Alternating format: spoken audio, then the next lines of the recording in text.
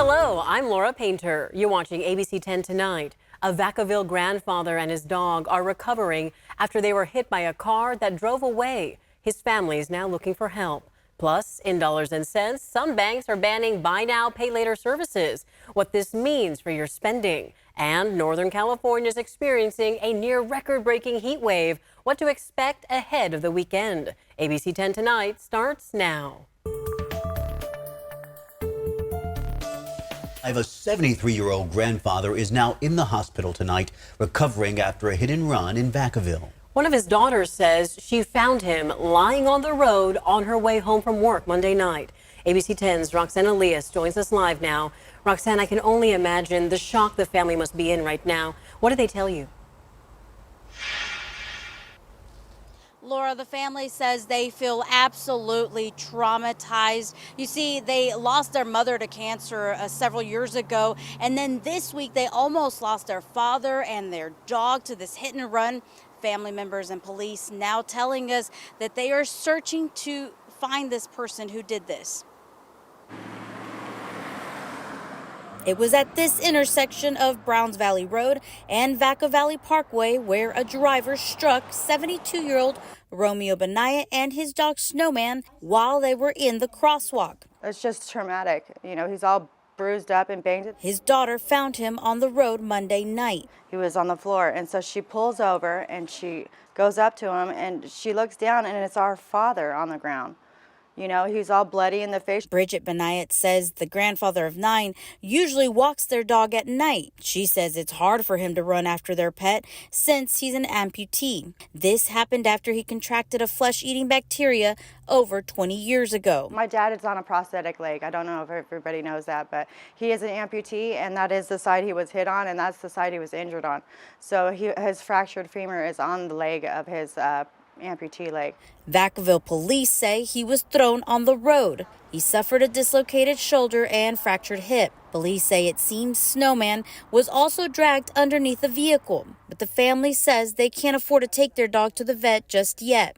Police are now looking for the car who hit them. While they don't have a description, they say it may have front-end damage. They're asking anyone with their information to come forward and as residents to remain vigilant, especially if they walk at night. This is our third pedestrian struck by a vehicle in the last 2 weeks. Last week we had 2 separate incidents where pedestrians were struck walking by vehicles. One of those was a hit and run, and unfortunately one of those was a fatal collision. Bridget is also pleading with the driver who hit her father. I really feel like somebody needs to step forward and do the right thing. No one says doing the right thing is easy, but the police need the public's help, and we need your guys' help. The family says they now want some type of lights installed at that intersection so they can prevent this from ever happening again. Vacaville police say that this is something that they're going to look into during their investigation. Meanwhile, the family does have a GoFundMe set up for any of their vet bills that they may have. We will make sure to post that online. I'm live in Vacaville. Roxanne Elias, ABC 10.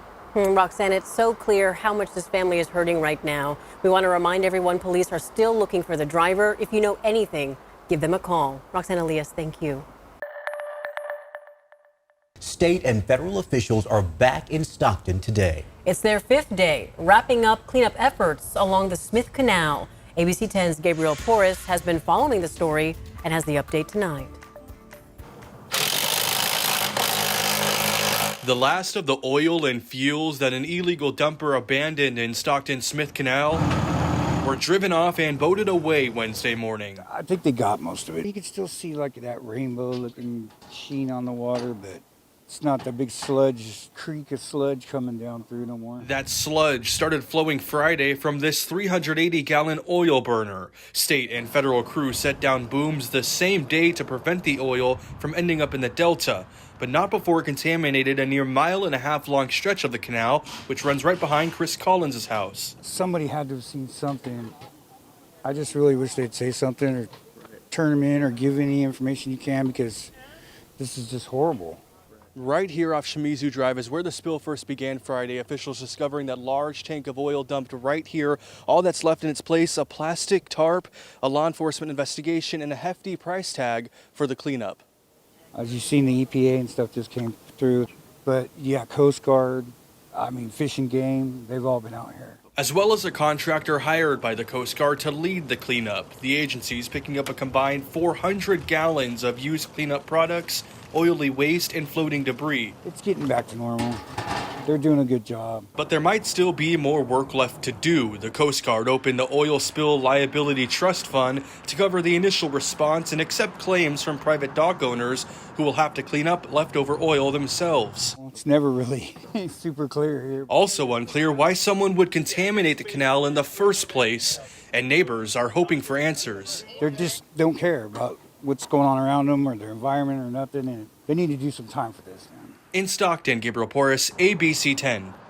Well, so far, officials say the spill has not impacted wildlife, but the Wildlife Care Network is on standby just in case.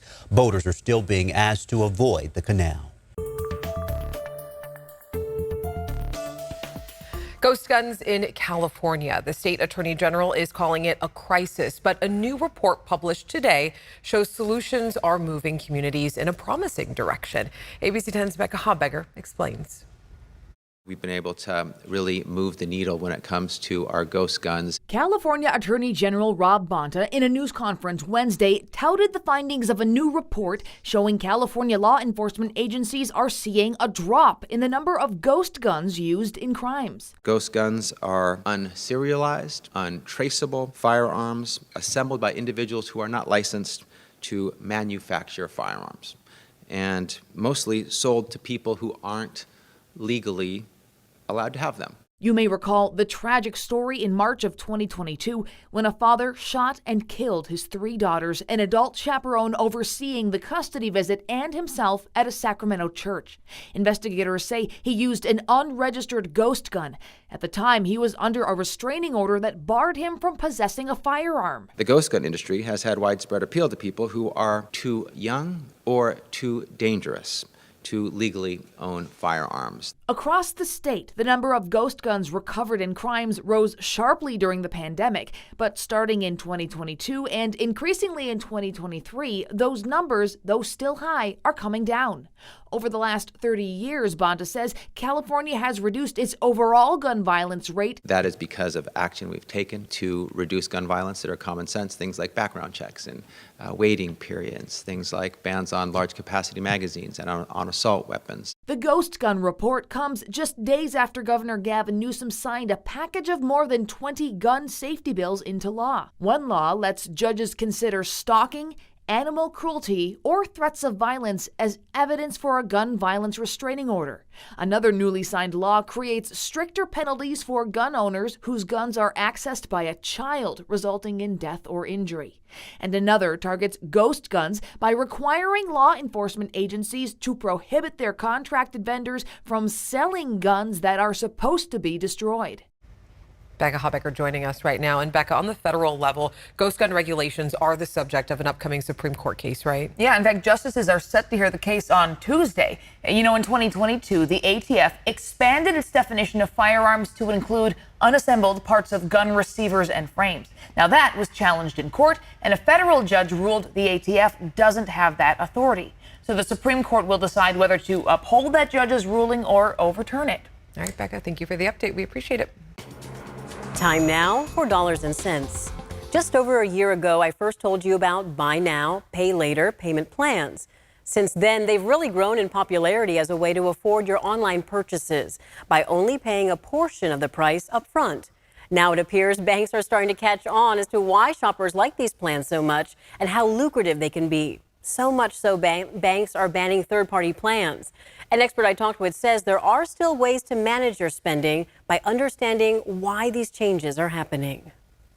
This is really about building more of a competitive edge in the market for consumers. Many of you got notices like this from your bank, alerting you they're now banning customers from using their bank credit cards to pay for third-party buy now, pay later plans, such as Klarna and Afterpay. For example, starting October 10th, Chase Bank customers will not be able to use Chase credit cards to pay for buy now, pay later installment plans. A lot of these credit card companies and institutions are actually creating their own buy now, pay later program within the card itself. It comes at a time of growing debt. A survey conducted by Harris Poll, as reported in Bloomberg News, finds 43% of people who took out buy now, pay later loans said they were behind on their payments, while 28% say the loans caused them to be delinquent on their debt. Speaking of consumers, are they the winners or losers when banks make this transition? That's a great question. Just remembering that the business model for the banks, they want us to use our credit cards. That means you might see your bank offering incentives, points, and buy now, pay later programs themselves, all in an effort, Paley says, to keep the cash flow of charging and paying on the bank credit card going. There are ways strategically to use credit cards to our benefit. That can include earning points to help you save money on a trip or to get cash back. Paley says it all starts with having self-discipline. Take the time to investigate and understand the credit agreement, what you and the bank get out of it. Is this really a need or is it a want? And do I need this right away? Chances are you might not. With the holiday shopping season coming up, the temptation will be there to spend and put your purchases on a buy now, pay later plan. But Paley recommends right now is the perfect time to start saving for those holiday gifts, trips, or parties. She says use your budget in a way that you can put money aside and use the cash on hand rather than using your credit card or buy now, pay later. That could have negative consequences.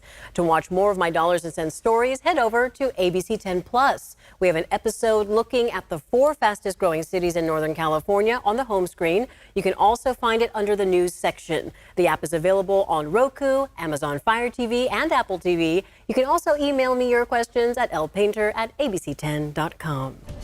Meanwhile, here in Northern California, we have another weather impact alert day with extreme conditions of our own as we bring in Monica. And we're in this, it may be record-breaking time, right? Right, because we've already seen 46 days of 100-plus degree heat. Today, we're adding 47. That's the most we've ever seen in a calendar year, and we're not done yet. Let's take a look back at that peak fire. The latest update, 20 acres, but you can see a huge plume of smoke coming out into Walmsley County. That's in the Stanislaus National Forest. We'll continue to track that as we head into tonight because of these very hot, dry conditions. And that's going to be 2 of the weather factors we're going to follow in our weather impact alert, the high heat and the fire weather.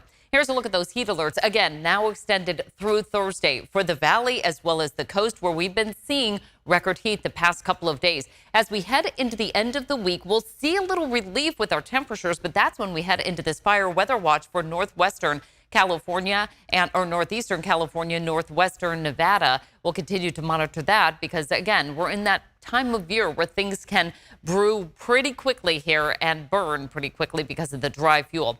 As far as our highs so far today, and it looks like this is where we're going to cap things, 105 for Stockton and Fairfield, 104 for Modesto. All of those pretty much record-breaking heat. 102 for Sacramento and Marysville, 101 for Oroville, near 100 again for the foothills, 80s for the Sierra, and 92 so far for San Francisco. Big Mountain Backyard, we haven't seen too much relief from the heat yet. We're still in the 100s in the Valley. Tahoe right now at 78. The good thing is Sunset is at 646, so at least we're going to knock off that heat a little bit earlier this time of year. We're right back to record territory again for tomorrow, starting off in the mid-60s, highs staying right around 100.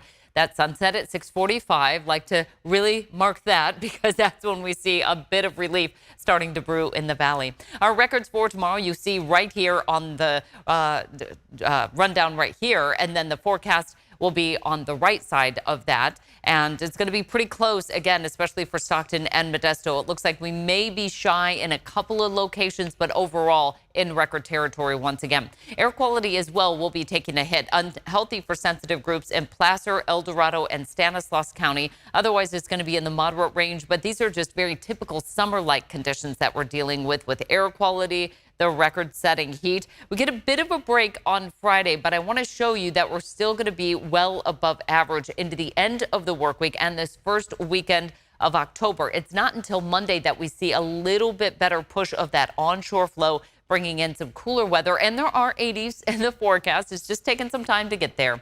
Near 80 up top for this Sierra tomorrow, 90s to near 100 still throughout the foothills. We're still in the 80s along the coast. We're starting to see a couple more 90s develop for parts of the Bay Area, but widespread 100s once again back in our forecast for our Thursday. As far as the 5-day regional forecast for the mountains, we're staying in the 70s through the weekend, 90s for much of the foothills, and then 70s and 80s for the Bay Area. You can see Saturday and Sunday, we're still going to be seeing some pretty significant heat here for this time of year. Weather impact alert continues through our Thursday. We'll knock off the heat a little bit, but still well above average. But finally starting to see more 80s in this forecast, especially by the middle and end of the next work week. But do want to stress tomorrow you're looking at possibly another record-breaking day of heat. Right. And so we're really starting to press that time when we're looking at, could we see the most amount of 100s in the month of October ever on record? It's going to be close. Wow. And that was right? what, like 4 or 5 or something like that in October? Yeah. Wow. 5 in 1980. And we're pushing that. It's a summer that just won't seem to quit. Exactly. Monica, thank you.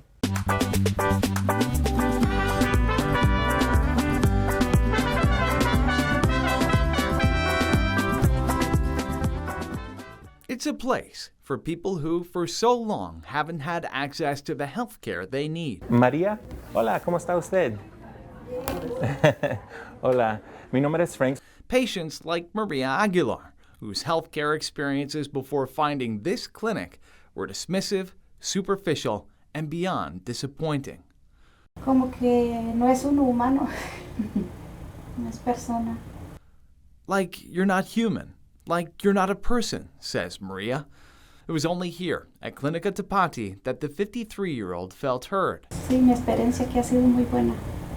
Translating is volunteer Alex Pulido. For him, the work is personal. When I'm working with these patients, I see my parents. The majority of patients he sees are Spanish-speaking, like them.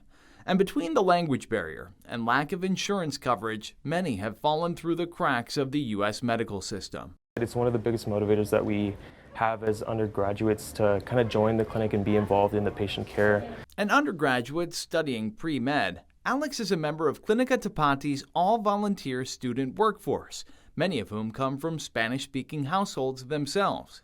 Since 1974, Clínica Tepati has been committed to providing culturally competent care through health screenings, education, and patient advocacy. The student volunteers are here to learn and gain valuable clinical experience while providing free care to an underserved community. Dr. Jose Arevalo was a leader here, the instructor of record at Clínica Tepati for 16 years. He's also the founder of the Sacramento Latino Medical Association, a nonprofit established in 2007 to connect Latino physicians and advocate for Latino healthcare. SALMA supports Latino students pursuing careers in healthcare, including those at Clínica Tepati, which Dr. Arevalo says is crucial. We have such a huge population of Latinos, Latinx, and particularly the underserved population, and yet we have very few doctors that are available to serve that population, and we've got to do something about it. In California, Latinos make up 39% of the population, yet only 6.4% of physicians are Latino. And representation is important, whether it's about language access or a culturally competent approach. According to a 2023 California Health Policy Survey, 70% of Latinos said the health system regularly or occasionally treats people unfairly based on their race or ethnic background. Dr. Arevalo says Clínica Tepati has helped shape the next generation of medical professionals that this population can trust. And trust happens a lot easier when it's somebody that looks like you, talks like you, came from the same background and environment because they've walked a mile in your shoes. According to the 2022 California Health Interview Survey, 8.4% of Latino adults are also uninsured. By comparison, just 3.1% of adults who are not of Latino origin are uninsured.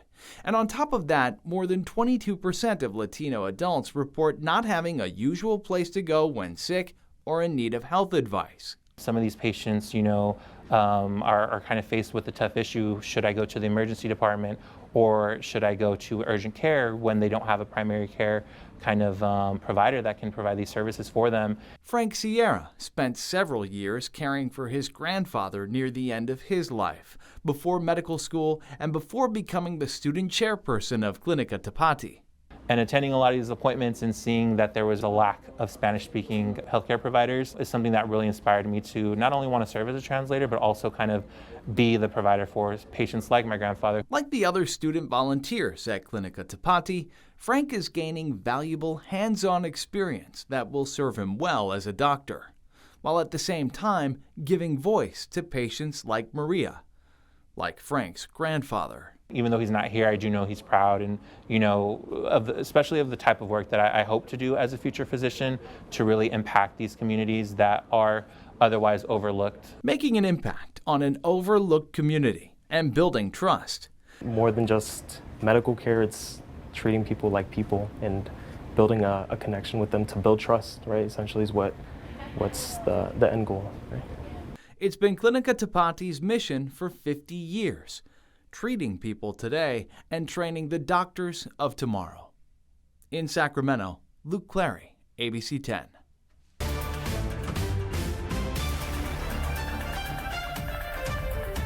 We got a question from Will that seems to come up every election. He says, I am a registered independent. Will there be coverage related to other candidates that don't have the funding the major parties have?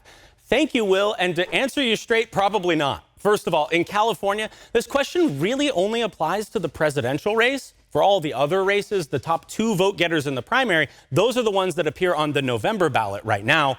With only a handful of exceptions, almost all the candidates for Congress and the state legislature, they are Democrats, they are Republicans. The race for president is different because it involves party nominations. We've got 6 candidates for president on your ballot. Vice President Kamala Harris for the Democrats, of course, and former President Donald Trump for the Republicans. We all know that. But then there's Robert F. Kennedy Jr. He dropped out and endorsed Trump. Jill Stein, a perennial candidate for the Green Party. Chase Oliver for the Libertarian Party. And Claudia de la Cruz for the Peace and Freedom Party. All of them have candidate statements that you can read in the online voter guide, but I'm not going to sugarcoat it, Will. I would be shocked if you hear anybody talk about these minor party candidates on the news again after this segment right now. Minor party candidates often get no support in the polls, and if they do, it's like 1 or 2%. They're just not realistically poised to become president. Traditionally, third-party candidates don't get invited to the debates unless they have 15% support in the polls. Now, you can argue if the lesser-known candidates got more news coverage, they might have more of a shot. It's not wrong, but really, this is a chicken and egg thing. In the news business, it's not our role to hatch a new political movement. It's our job to cover the politics we actually have, because that's what's going to decide who runs our government. If a third party starts to win big races, they're going to start earning more news coverage. I promise you that. We are always watching for it. Today's Why Guy question from Ward. Quote, why are the city of Sacramento's manhole covers from India? Well, let's hit some sidewalks and see what we stroll up to. Sure enough, in the downtown area near 5th and X, we found a manhole cover made in India. Nicely raised lettering, too, with the city of Sacramento on it.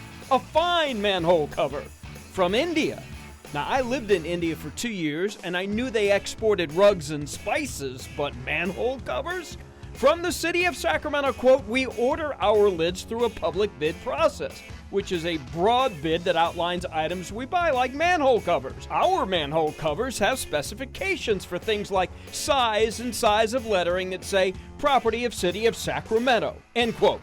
We found a few manhole covers with India on them, so this just wasn't a passing thing. Apparently, though, there's no Sacramento loyalty to manhole covers from India, since the city is not ordering new ones from India right now. Quote, as example, our current lids are sourced locally but are made in Mexico, end quote. Another cover we found had no country label on it, but seemed to be telling us to end this story.